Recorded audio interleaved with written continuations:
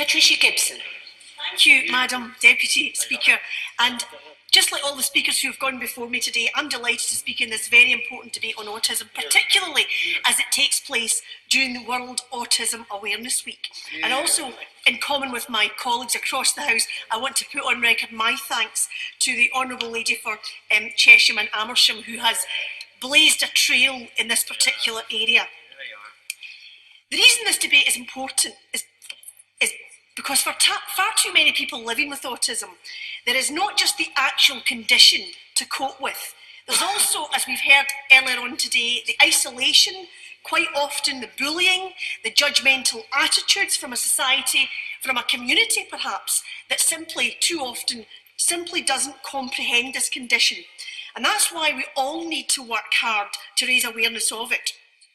In the longer term, the challenges this condition brings can leave those living with it quite emotionally scarred, and that in turn can lead to difficulties accessing employment and living a fulfilling life.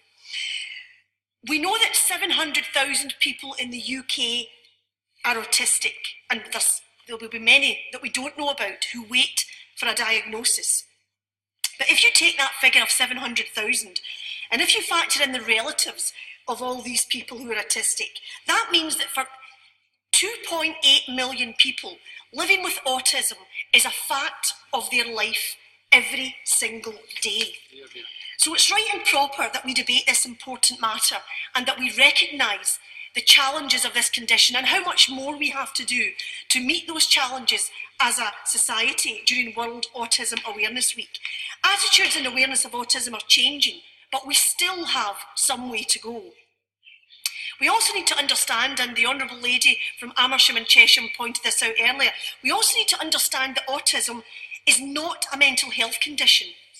But what we do know is that as many as 71% of children with autism also live with a mental health challenge such as anxiety, depression or obsessive compulsive disorder. But those two things are not inevitable. And it seems that the mental health challenges that quite often come with autism are as a result of the social isolation that autism can too often bring.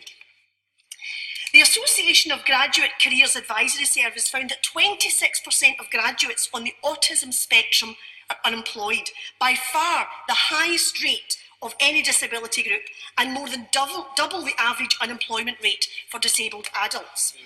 And while figures are hard to establish, it is thought that only 15% of autistic adults in the UK are in full-time employment.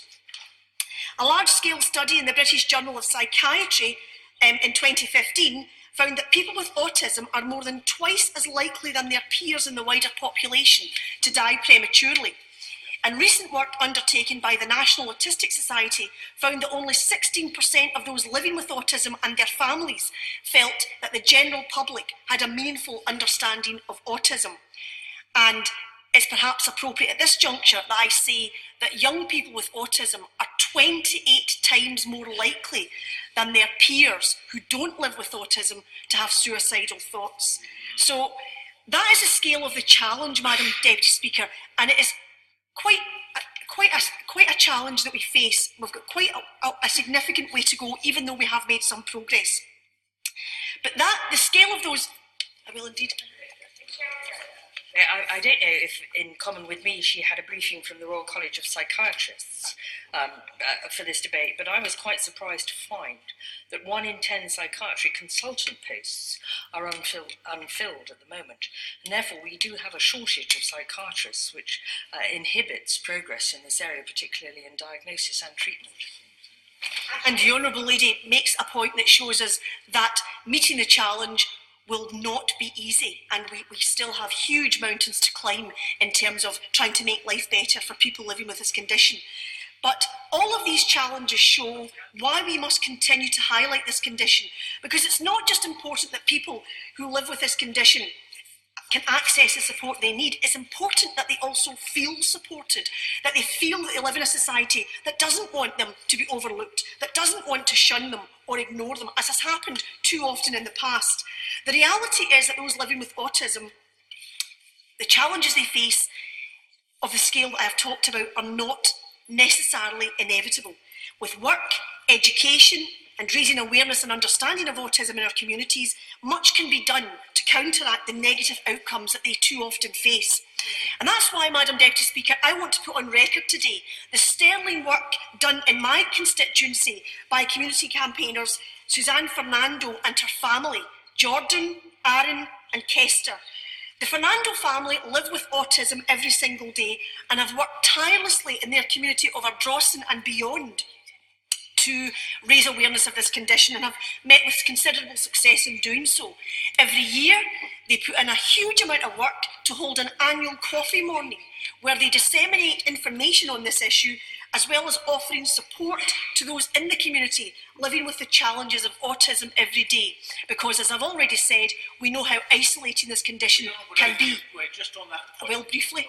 We were very impressed by the work that your group was doing, but there's one thing I'm picking up, slightly nervous about, is a lot of people I meet in the autism community do not like the word condition because it presupposes that it is an illness, and it is not an illness. The Honourable Gentleman makes an excellent point, and I shall try to refrain from using it in the future, as I'm sure we all will. But if we raise awareness and understanding of autism, the wider public will necessarily display more sensitivity, more kindness and compassion towards those living with the condition.